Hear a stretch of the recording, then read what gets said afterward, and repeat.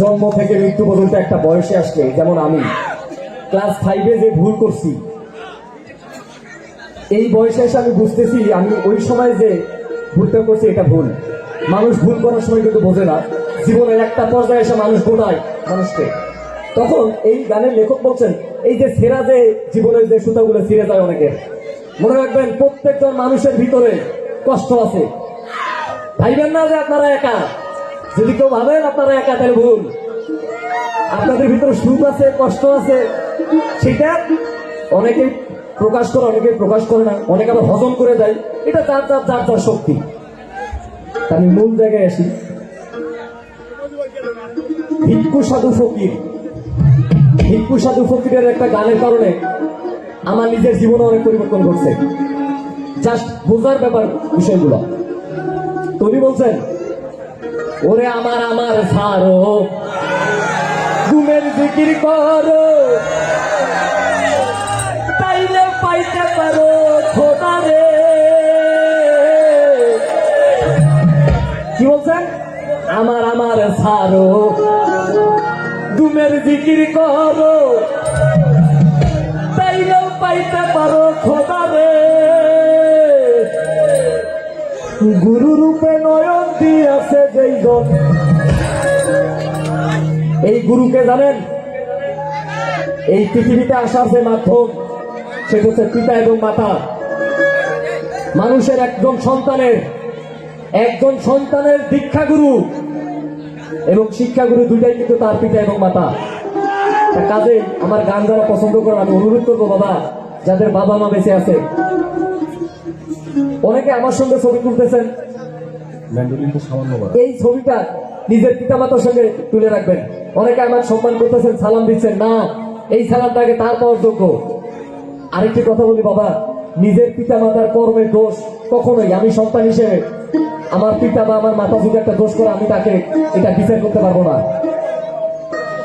আমি তাকে ভালোবাসতে পারবো, আমার ভালোবাসাটা অটল থাকতে হবে। প্রেম, যেটাকে বলে প্রেম আর কি। এই গুরু রূপে নয়ন দিয়াছে যেইজন।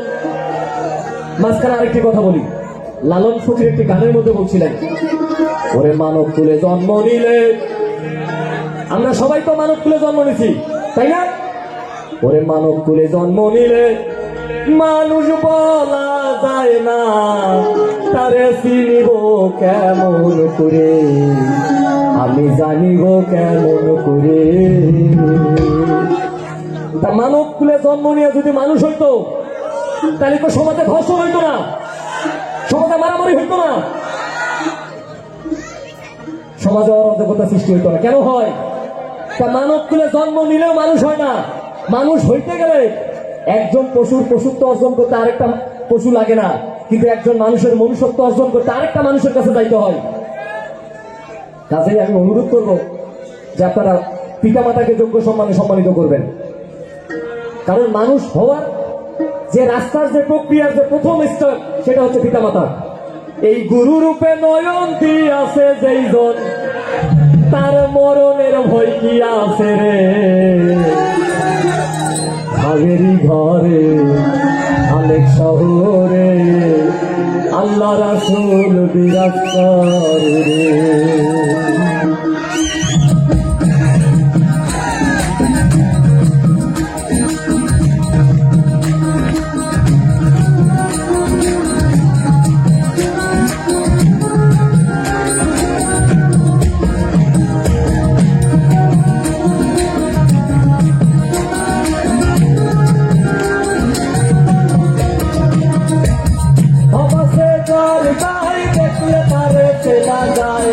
বাবা সে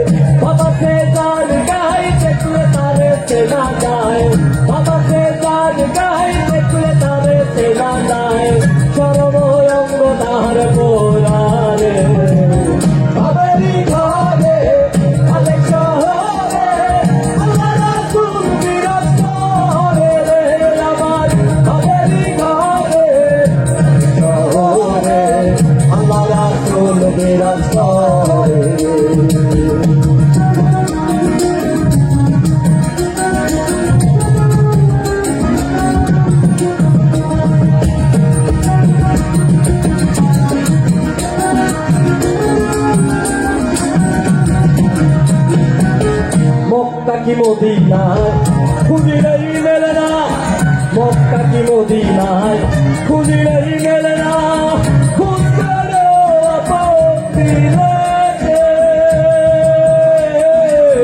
মক্কা কি মদিনায় খুঁজিলেই মেলে না, খুঁজতেও আপন দিলেছে। পাগলা দেখিলেই ছবি পাগলবি, দেখিলেই ছবি পাগলবি, কোনো নিষেধ মানবে না রে। ঘরেরই ঘরে অনেক শহরে আল্লাহ রাসূল বিরাজ করে রে আমার। ঘরেরই ঘরে অনেক শহরে আল্লাহ রাসূল বিরাজ করে রে।